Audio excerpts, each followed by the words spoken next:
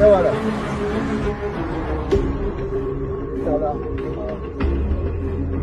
آش اگه داری ماسکتو بزن ماسک ندارم داداش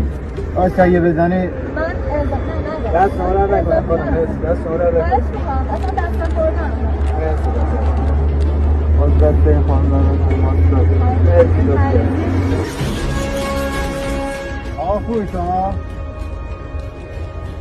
آقا